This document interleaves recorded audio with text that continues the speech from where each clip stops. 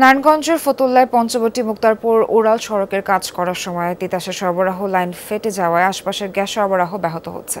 শনিবার বিকেলে উড়াল সড়কের জন্য গাঁথুনি করতে গেলে বিসিক শাসনগাঁও এলাকায় পাইপলাইনটি ফেটে যায়। Titas gas transmission and distribution company Narayanganj আঞ্চলিক বিপণন বিভাগের উপমহাব্যবস্থাপক মামুনুর রশিদ জানান, 12 ইঞ্চির পাইপলাইন ফেটে গেছে। মাটি কেটে গতকাল থেকেই চলছে মেরামত কাজ, এজন্য বন্ধ রাখা হয়েছে গ্যাস সরবরাহ। আজ সকাল থেকে স্বল্প পরিমাণে গ্যাস সরবরাহ করা হয়। বিকেলে মেরামত কাজ শুরু হলে আবারও সরবরাহ বন্ধ করে দেওয়া হবে বলে জানায় তিতাস গ্যাস কর্তৃপক্ষ।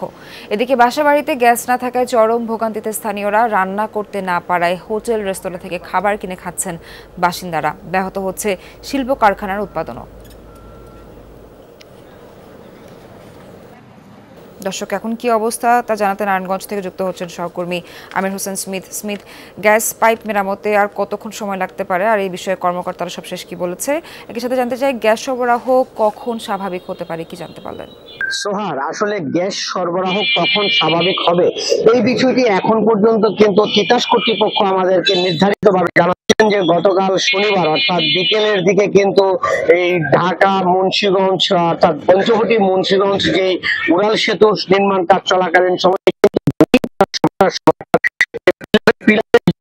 তারপর থেকে কিন্তু নারায়ণগঞ্জের গ্যাস যে লিকেজ হচ্ছিল, সেই লিকেজ সমাধানের জন্য তারা কিন্তু কাজ শুরু করেন, কিন্তু এটি খুব গভীরে থাকার কারণে কিন্তু বেশ বড় ধরনের গর্ত সৃষ্টি করে তারপরে কিন্তু এই লিকেজটি সারানো হচ্ছে। তিতাস কর্তৃপক্ষ তারা বলছেন যে গতকাল তারা প্রাথমিকভাবে চেষ্টা করেছিলেন যে দ্রুত এটি সম্পূর্ণ করা যায় কিনা, কিন্তু গর্তটি বড় হয়ে যাওয়ার কারণে এবং লিকেজটি বড় হয়ে যাওয়ার কারণে কিন্তু কিছুটা সময় নিয়ে অর্থাৎ তিতাস কর্তৃপক্ষ সেই কাজটি করছেন। এখন পর্যন্ত কাজ কিন্তু চলমান রয়েছে এবং আপনি জানেন যে এটি একটি বিদেশি কোম্পানি, চাইনিজ কোম্পানি এই উড়াল সেতুর কাজ করছেন, যে কারণে কিন্তু অনেক বিধিনিষেধ আছে। বিদেশি কোম্পানিরা আসলে কাজ করলে অনেক বিষয়গুলো মাথায় রেখে কিন্তু তিতাস কর্তৃপক্ষ সেখানে কাজ করতে হয়, সেই আলোকেই কিন্তু তারা কাজ করছেন। তবে এই বাসা বাড়িতে এখন পর্যন্ত গ্যাস আসেনি। বিভিন্ন শিল্প কলকারখানায় কিন্তু আজকে সারাদিন উৎপাদন ব্যাহত রয়েছে, তাদের গ্যাস জেনারেটর বিকল্প ব্যবস্থা তারা উৎপাদন অব্যাহত রেখেছেন। তবে সকল ফ্যাক্টরিতে আপনি জানেন যে ওইভাবে উৎপাদন করা সম্ভব হয়নি, যে কারণে কিন্তু শিল্প কারখানায় বড় ধরনের একটি ব্যাঘাত ঘটছে বলে আমাদেরকে জানিয়েছেন বিজিএমইর যারা সদস্য আছেন। তারাও বলছেন যে শিল্প উৎপাদনে ব্যাপক ব্যাহত হচ্ছে।